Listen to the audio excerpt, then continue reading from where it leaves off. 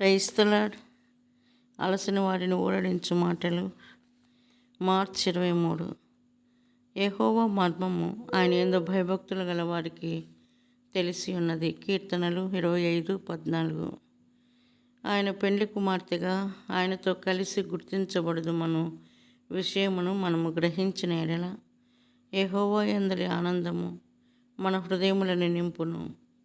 పెండ్లి కుమారుడు పెండ్లి కుమార్తె తమ తలంపులను తమ హక్కులను పరిపూర్ణమైన ప్రేమతో పంచుకున్నట్లు మనం ప్రభువుతో ఐక్యపరచబడినప్పుడు మనము కూడా అన్ని విషయములు ఆయనతో పంచుకుందాము.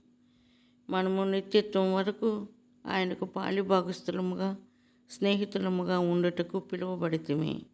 అటువంటి ఆనందము నిరీక్షణ ఎవరికైతే ఉండదో వారు ఎదురుచూచుటకు వారికి ఏమీ ఉండదు.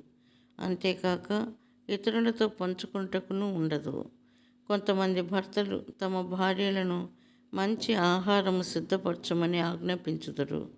వారు దానిని పొందని ఎడల ఉగ్రులవుదురు.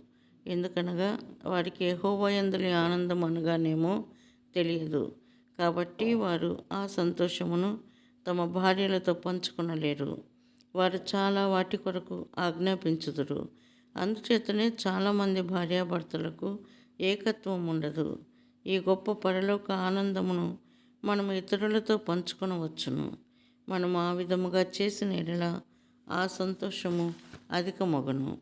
మనము మోకాళ్ళ మీదకు వెళ్ళి మన తలంపులు కోరికలు స్వేచ్ఛగా ఆయనతో పంచుకునే ఎడల ఆయన మనకి ఏమి బోధించగూర్చున్నాడో, ఆయనను సంతోషపెట్టుటకు మనము ఏమి చేయవలెనో దానిని మనకు చూపించును. అప్పుడు మన సంతోషం అధికమగును. మనము ఆదికాండము 18, 17, 18 వచనములలో చదివినట్లు ప్రభు తన తలంపులను అబ్రహాముతో పంచుకొనెను. అప్పుడు యెహోవా, నేను చేయబో కార్యము అబ్రహామునకు దాచదనా? అబ్రహాము నిశ్చయముగా బలము గల గొప్ప జనమగును. అతని మూలముగా భూమిలోని సమస్త జనములను ఆశీర్వదించబడును. ప్రభు అబ్రహాము తన స్నేహితుడని చెప్పుచున్నాడు. ఆయన ఏదియో అతనికి దాచిపెట్టడు. సర్వశక్తిగల గొప్ప దేవుడు అబ్రహాముతో దీనిని చెప్పుచున్నాడు. సొదొమ గొమొర్రాల మనుషుల దుష్టత్వమును బట్టి వాటిని నాశనము చేయబోచున్నానని తన మనస్సులోని విషయమును అబ్రహాముతో పంచుకొనుచున్నాడు. బేతనీయులో మార్తా మరియలతో కూడా ప్రభు తన తలంపులు పంచుకొని ఉండును. యెరూషలేము నుండి వారి ఇంటికి వెళ్ళినప్పుడంతయు ఆయన ఏ విధముగా ఆలయమునకు వెళ్ళెనో అంతా ఎట్లు అవినీతితో నుండుట కనుగొనెనో వారితో పంచుకుని ఉండును. ఆ విధముగా మనము కూడా మన తలంపులు ఆయనతో పంచుకునవలెను. మనము ప్రార్థించినప్పుడు మనము దేనికో ఒకదాని కొరకు అడుగుచునే ఉందము కానీ ఆయన మనతో ఏమి పంచుకొనవలెనని కోరుచున్నాడో దానిని వినుటకు మనం ప్రార్థనలో కనిపెట్టము.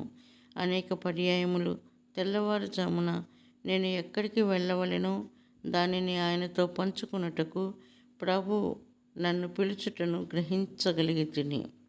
మన ప్రభు మనతో ఏమి పంచుకొనగోరుచున్నాడో దానిని తెలుసుకొనుట గొప్ప ఆనందము. ఆయన కొరకు ఏమి చేయవలనని కోరుచున్నాడో దానిని చేయుట ఇంకనూ అధికమైన ఆనందము.